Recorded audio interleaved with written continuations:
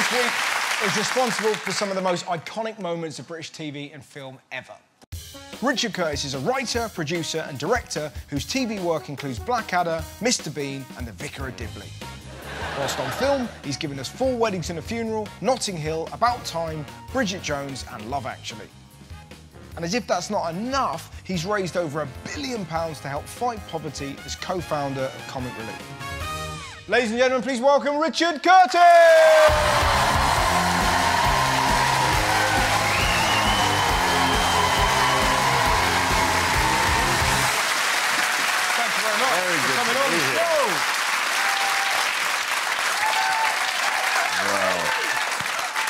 I'll tell you what, we don't get many whoops. Are you regularly whooped at when you arrive? No. How did it feel to be whooped? I'm shouted at. Oh, OK. Enough. I can't imagine people lose their temper with you. My girlfriend seems to feel that whenever I come home, I've been away too long and it's my job to do some work. So I'm almost always in trouble instantly. OK. And then she remembers that she likes me, but it takes about an hour and a half. Now, thank you so much for coming on the show.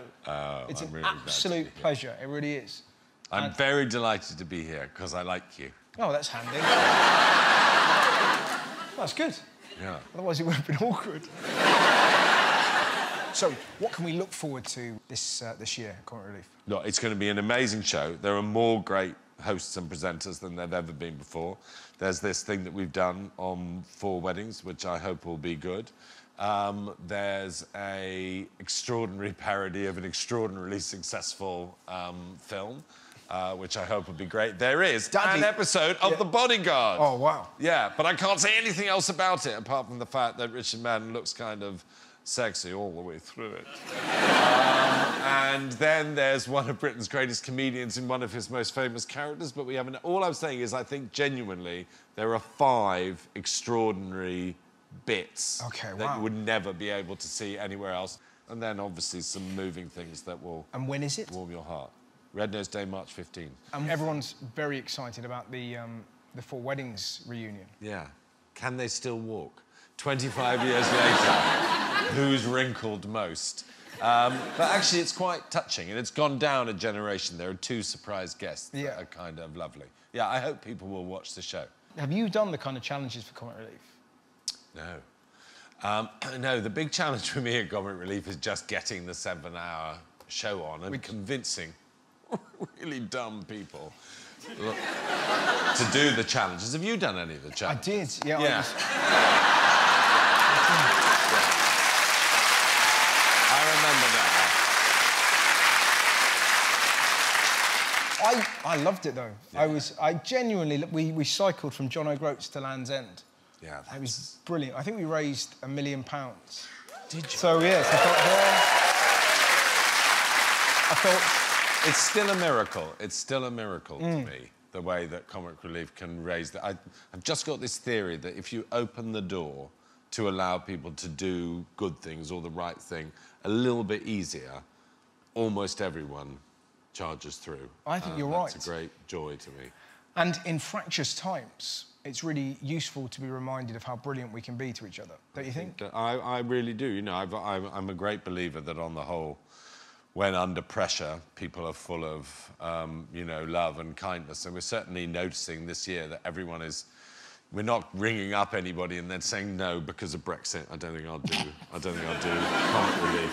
The other thing that I was fascinated about is, I'm not sure if this is true, but I read that you started Comic Relief because Comic Relief came about because you fancied a girl. I mean, look, that would be... Almost everything in my life came about because I fancied a girl. But it's not quite true. What happened was I was having dinner and there was a girl and she was going, this is 1985 or something, she ran a charity and was going to South Sudan to have a look at the situation there. Yeah. And something stirred inside me. But I think it was my conscience. And so she and I said, look, I'll come with you. And then, you know, small tent, hot night. And... Is that how you come up with the idea for Red Nose? And then what happened was we went to Save the Children, I remember, in Camberwell, and they said, look, what a waste, 2 young people like you go to the same country. So she went to Sudan and I went to Ethiopia for 6 weeks on my own with people from Oxfam with huge beards who would only talk about agriculture. So I didn't get nothing, but I did then, you know, see things that no human being should suffer. Where are you in your life in what's 1985? What have you... I'd never done one thing for charity. But are we post-Blackadder? Middle of Blackadder. Middle of Blackadder? Yeah. So I knew about suffering from working on Blackadder. Oh, I mean, I'm huge fan. The world owes a debt of gratitude to Blackadder, but particularly our show. We have a thing that we do at the end. We always show a meaningful bit, and that was inspired by the moment that Blackadder went over the top. Genuinely, yeah. That moment, because there's a real, I'm not sure, there's a real conversation in comedy at the minute that there's certain things you shouldn't joke about, whereas I believe you can joke about anything. And I think Blackadder is the perfect example of something as bleak as the First World War. You managed to breathe humour and humanity into it. Yeah, we did a lot of research, and actually the First World War was quite funny at first. Yeah. Obviously, it became less funny later. But, you know, it was almost the first time that English society had met in the middle, and suddenly you had all people from all walks of life meeting each other as they trained and everything. Yeah, yeah. And there was something sort of comical about it. But then we knew the horror. But we kind of made a deal with ourselves that we'd only write the show if we were allowed to do this trick at the end. And rather sweetly, Ben Elton, who I wrote it with, his dad was a famous... G.R. Elton, wrote lots of famous history books. Oh, right. And he wrote to Ben after the first episode and just said, shame on you. Because he said, you can't joke about this. Really? Yeah. And then he wrote to him after the 6th episode and said, you're off the hook. Wow. Yeah. It's a big 6 weeks. Yeah. This is before the days of texts. And Ben said, fuck him.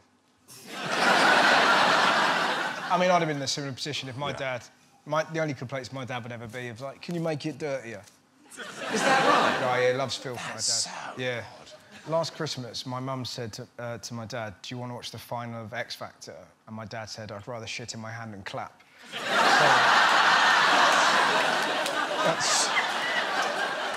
that's the way I was raised. Yeah. That's funny.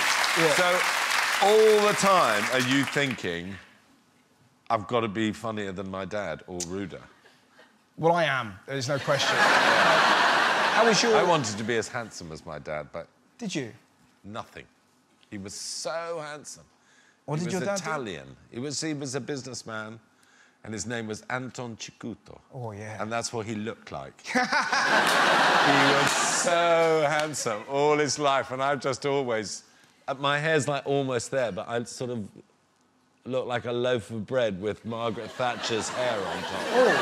That's how I see myself in the mirror. And my dad was Anthony Quinn. Oh, but let me tell you, you've got lovely eyes.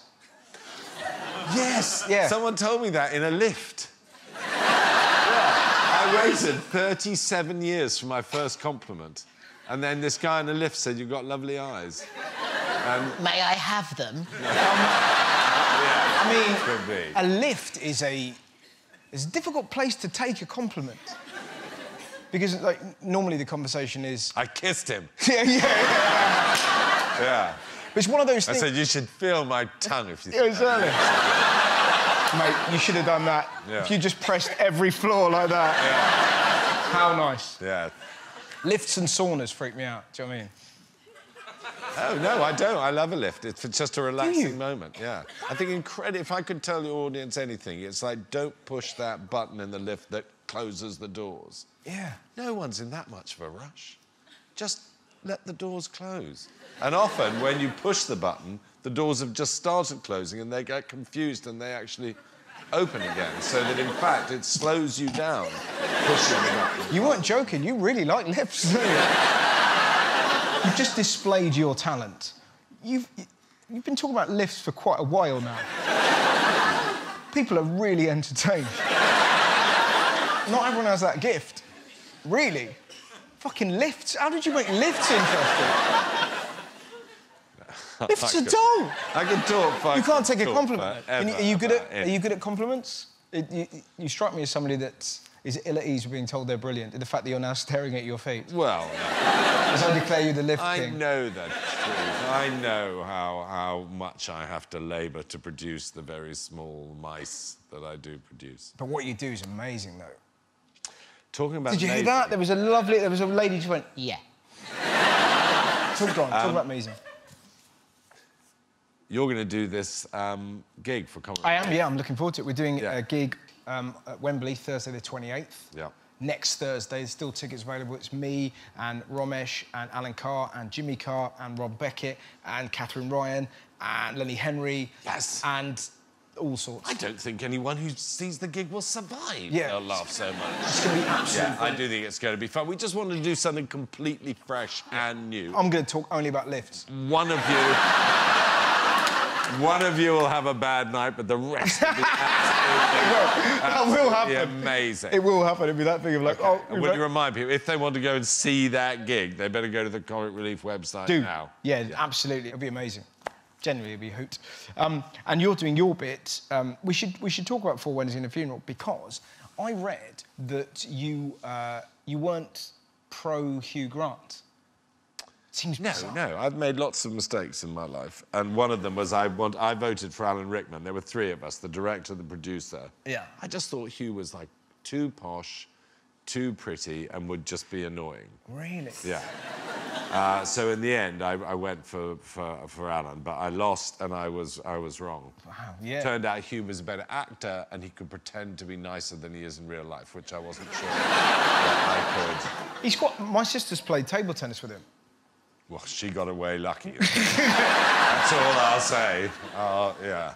Good. But you've worked with him so many times. Yeah. Is there anything that has he ever turned you down for something? I came up with an idea, with a Comic Relief idea, where we were going to do like 10 4-minute mini romantic comedies. Okay. It was going to be called Meet Cute, and his character was going to be called John Cute. Gotcha. And so he's going to meet a girl and then split up with her at the end of each thing. I thought that might be kind of good. And he agreed to do it on the condition that I think, Brazilian girls' volleyball team were one of the bits.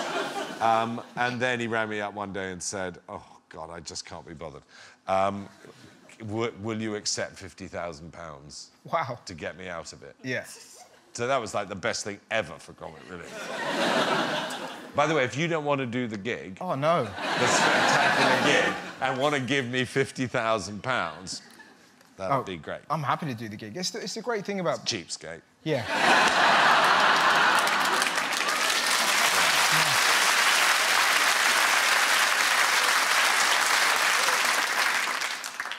I'm trying to think how... I could give money for every laugh I get. Yeah. All right, madam. All right. Yeah. Vicious. That was such a good laugh. Do you know that Claudia Winkleman got sponsored for... She was giving birth on one Red Nose Day, and she got sponsored for every hour she was in labour, and it was a massive labour. Oh, wow. Yeah, it was like 36 hours. We made a fortune that night. Yeah. So were you, like, ringing up the hospital? Delay it? Hers is the pelvis that keeps on giving. Is she doing anything this... Yes, she's doing this dance-a-thon. She's dancing for 24 hours. There's a woman who can't dance. Yeah. Her and Tess Daly. I've never seen anything like it. It was like 2 people waking up from a coma, you know, and stumbling around, and that was like their best work when they were doing the trailer for it. So, yeah, sponsor them, everyone. Are you going to come along? Are you going to boogie with them? I'm going to come along, and I shan't boogie. You don't dance? I've never been to a club. I don't dance. I don't know what... See, all I've got is my conversation, and the music's so loud, you can't hear anything. What are you supposed to do? You've got to be handsome. Make your way to the lift. Yeah.